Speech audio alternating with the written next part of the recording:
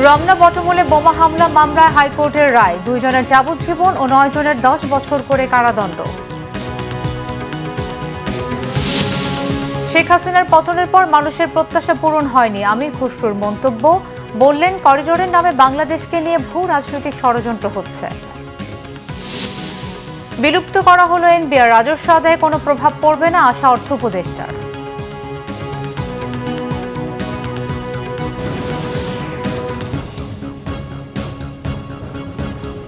দেখছিলেন ক্রাউন 7 সংবাদ শিরোনাম।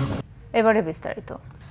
বহুল আলোচিত 2001 সালের রমনা বটমূলে বর্ষবরণ অনুষ্ঠানে বোমা হামলা মামলায় মৃত্যুদণ্ডপ্রাপ্ত আসামি মাওলানা তাজউদ্দিন ও জুয়েলকে যাবজ্জীবন কারাদণ্ড দিয়ে রায় ঘোষণা করেছেন হাইকোর্ট। সাজাপ্রাপ্ত অন্য 9 জন আসামিকে 10 বছর করে সাজা দেওয়া হয়েছে। আজ বিচারপতি মোস্তফা জামান ইসলাম ও বিচারপতি নাসরিন আক্তারের হাইকোর্ট বেঞ্চ এই রায় ঘোষণা করেন। রায়ে 9 আসামির সাজা কমিয়ে 10 বছর করে কারাদণ্ড ও 50,000 টাকা করে জরিমানা করা হয়েছে। 2001 সালের 14 এপ্রিল রমনা বটমূলে ছায়ানটের বর্ষবরণ অনুষ্ঠানে বোমা হামলা চালানো হয়। হামলায় ঘটনাস্থলে 9 জনের মৃত্যু হয়, পরে হাসপাতালে মারা যান একজন। এ ঘটনায় ওই দিনে রমনা থানায় হত্যা ও বিস্ফোরক আইনে 2টি মামলা করা হয়। সাক্ষ্য গ্রহণ শেষে 2014 সালের 23 জুন বিচারিক আদালত হত্যা মামলার রায় ঘোষণা করেন।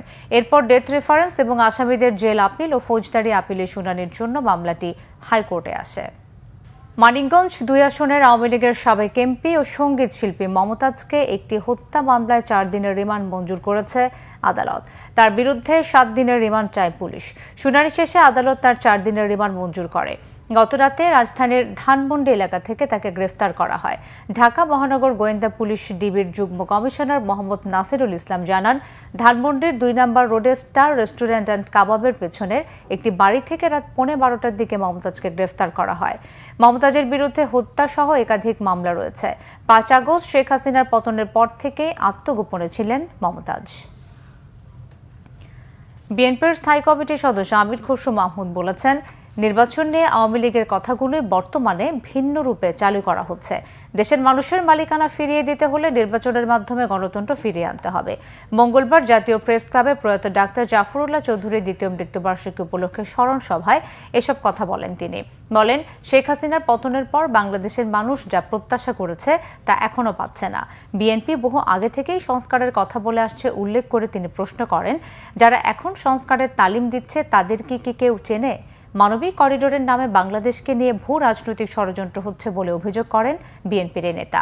নির্বাচিত সরকার না আসলে কোনো বিদেশি বিনিয়োগকারী দেশে বিনিয়োগ করবে না, তারা স্থিতিশীল সরকার দেখতে চায় বলে মনে করেন আমির খসরু মাহমুদ চৌধুরী। আগামী 16 মে আত্মপ্রকাশ করতে যাচ্ছে জাতীয় নাগরিক পার্টি এনসিপির যুব উইংস জাতীয় যুব শক্তি। মঙ্গলবার সকালে বাংলা মোটরে জাতীয় নাগরিক পার্টির কার্যালয়ে এক সংবাদ সম্মেলনে একথা জানানো হয়।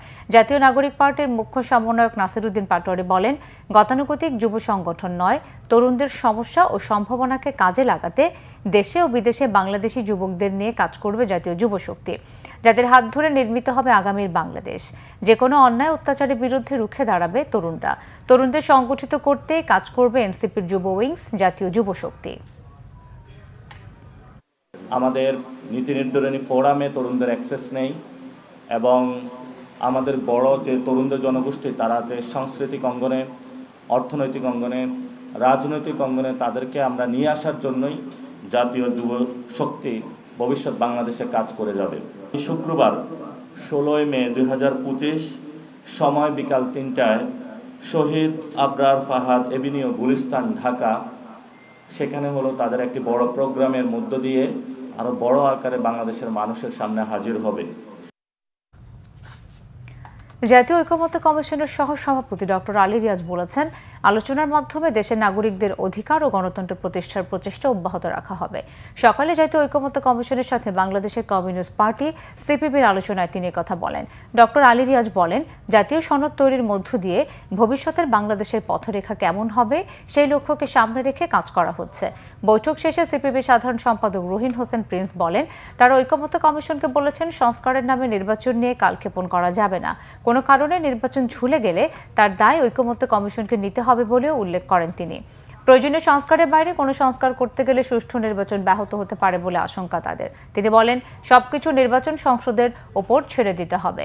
গণপরিষদ, সাংবিধানিক পরিষদ ও পার্লামেন্টের উচ্চকক্ষের বিষয়ে তারা দ্বিমত পোষণ করেছেন বলেও জানান। ৭২ ও ২৪-এর চেতনাকে সংবিধানের মূল ভিত্তি রেখে ৭২ সালে সংবিধানের ৪ মূলনীতি ঠিক রাখার পক্ষে সিপিবি, তবে তারা সংবিধান পুনর্লিখন চান বলে জানান। জাতীয় রাজস্ব বোর্ড বা এনবিআরকে ২ ভাগে বিভক্ত করা হয়েছে। কঠোর গোপনীয়তায় গত মধ্যরাতে এই সংক্রান্ত অধ্যাদেশ জারি করা হয়েছে।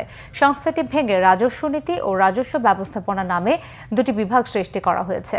বিসিএস, আয়কর ও কাস্টমস ক্যাডার কর্মকর্তাদের মতামত উপেক্ষা করে বহুল আলোচিত রাজস্ব নীতি ও রাজস্ব ব্যবস্থাপনা অধ্যাদেশ জারি করেছে অন্তর্বর্তী সরকার। জারি করা অধ্যাদেশে শুধু রাজস্ব নীতি বিভাগের কার্যপরিধিতে সামান্য পরিবর্তন আনা হয়েছে। রাজস্ব ব্যবস্থাপনা বিভাগের প্রশাসনিক পদগুলোয় প্রশাসন ক্যাডার কর্মকর্তাদের পাশাপাশি আয়কর ও কাস্টমস ক্যাডারের কর্মকর্তাদের রাখা হয়েছে। অধ্যাদেশে বলা হয়েছে, রাজস্ব নীতি বিভাগ কর আইন প্রয়োগ ও কর আদায় পরিস্থিতি পর্যবেক্ষণ করবে। রাজস্ব সংগ্রহের মূল কাজ করবে রাজস্ব ব্যবস্থাপনা বিভাগ। অর্থ উপদেষ্টা ডক্টর সালেউদ্দিন আহমেদ বলেছেন, ট্যাক্স ও কাস্টমস ক্যাডারের স্বার্থ সংরক্ষণ করিয়ে জাতীয় রাজস্ব বোর্ড এনবিআরকে ২ ভাগ করে অধ্যাদেশ জারি করা হয়েছে। এ কারণে রাজস্ব আদায় অধ্যাদেশের কোনো প্রভাব পড়বে না বলেও মনে করেন তিনি। ক্রয় সংক্রান্ত উপদেষ্টা কমিটির বৈঠকের পর সচিবালয়ে ব্রিফিংয়ে অর্থ উপদেষ্টা জানান, রাজস্ব আদায় হতাশাব্যঞ্জক নয়।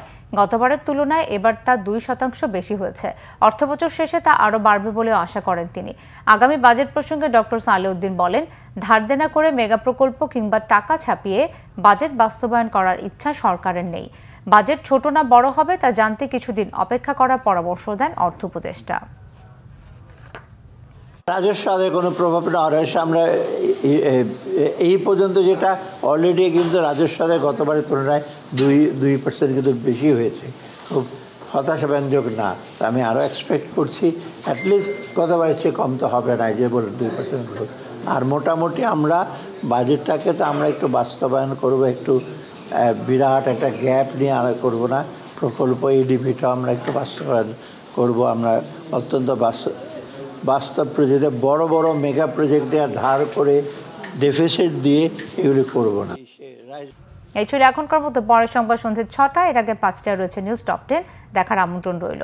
এছাড়াও বাংলা ভিশন সংবাদ ও সংবাদ সংশ্লিষ্ট অনুষ্ঠান দেখতে ভিজিট করুন www.bvnews24.com ও facebook.com/banglavisionnews এবং সাবস্ক্রাইব করুন youtube.com/banglavisionnews। ধন্যবাদ।